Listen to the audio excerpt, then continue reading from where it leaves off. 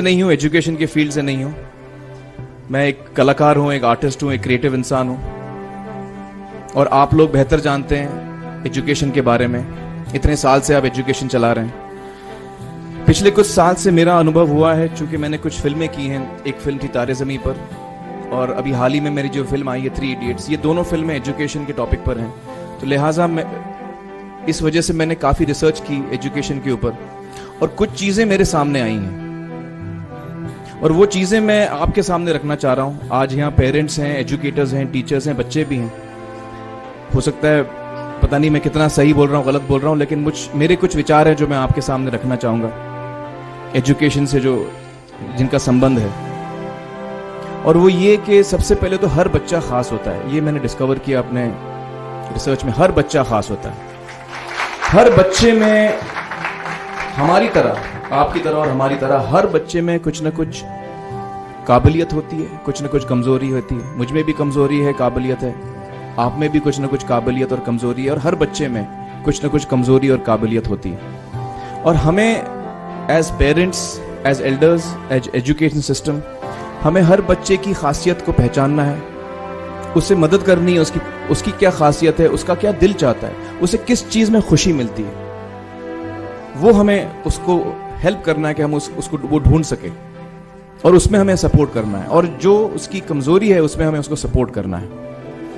मुझे अक्सर education institutes मुझे बोलते हैं कि हम हमारे स्कूल में सारे बच्चे पास होते हैं, हमारे स्कूल में सारे बच्चे फर्स्ट आते हैं, या हम जो बोर्ड एग्जाम है उसमें हमारे सारे बच्चे पास होते हैं। मुझे एक सवाल पूछना है कि हमारे कितने बच्चे खुश हैं?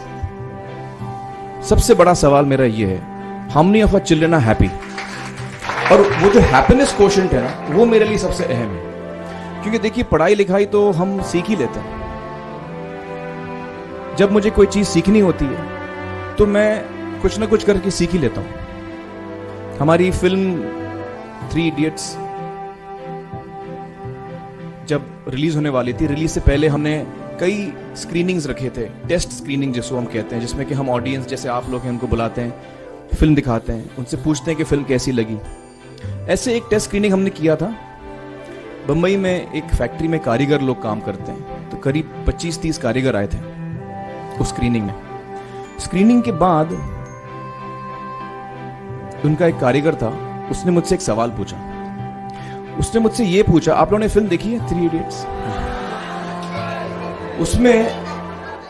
उसने मुझे एक सवाल पूछा जो बहुत कमाल का सवाल था।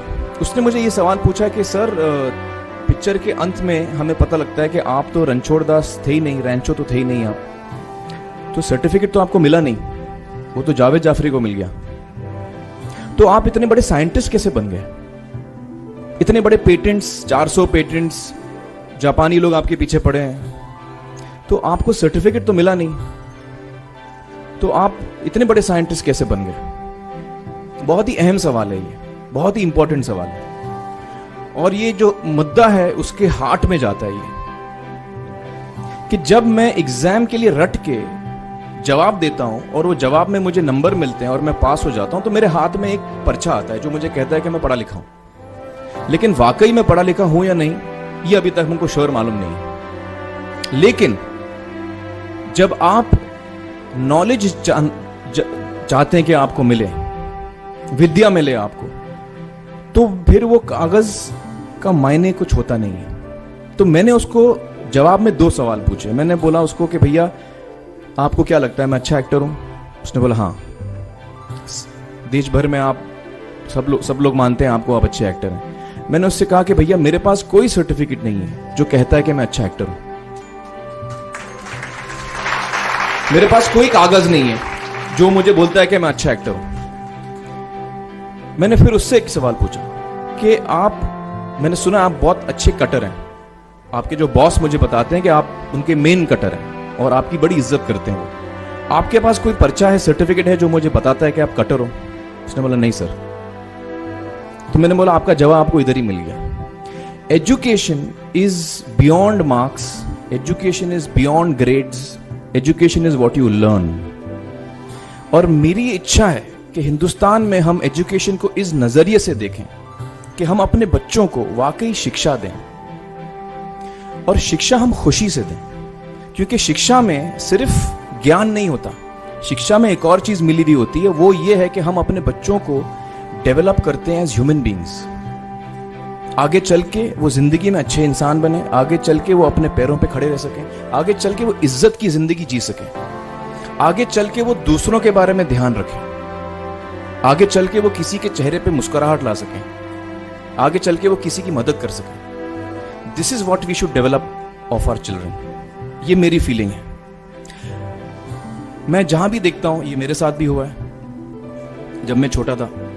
जब से हमारे बच्चे छोटे होते हैं, जब से बच्चे पैदा होते हैं, बच्चा घर आता है, हम बच्चे को पूछते हैं भाई मार्क्स कितने मिले, फर्स्ट आए कि सेकंड आए? वो बोलता है सेकंड। सेकंड आए तो अरे फर्स्ट नहीं आए, डांट पड़ती है उसको।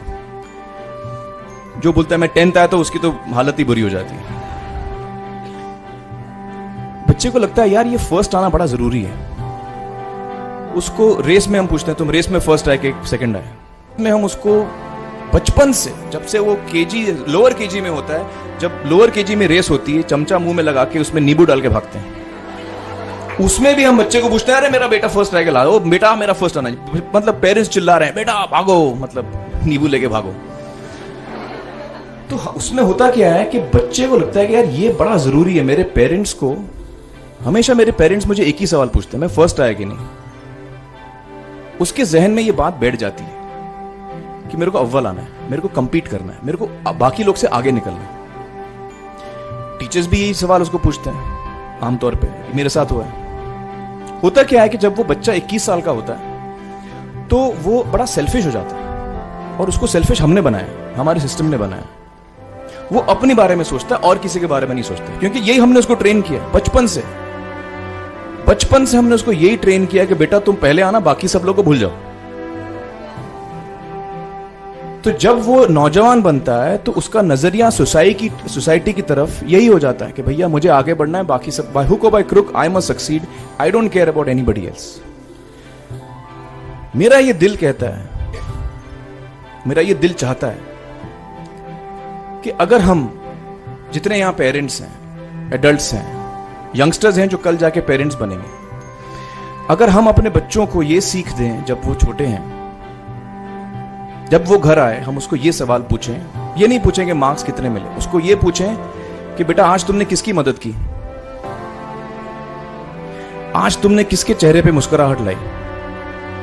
अगर हम उसको ये पूछें तो उसको ये लगेगा कि यार जरूरी ये है।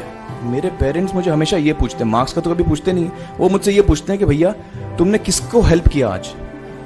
तो हेल्प करना लोगों को, लोगों के बारे में सोचना, लोगों के चेहरे पे मुस्कुराहट लाना, ये मेरे पेरेंट्स के लिए बड़ा इंपॉर्टेंट है। साइकोलॉजिकली वो इस चीज के साथ बड़ा होगा। स्कूल वही जाएगा, पढ़ाई लिखाई वही करेगा, वो उसका नजरिया थोड़ा बदल जाएगा। जब वो बच्चा नौजवान बनेगा, 21 साल का होगा, और सारे बच्चे उस उम्र के जब 21 साल के होंगे, हमारी सोसाइटी चेंज हो जाएगी।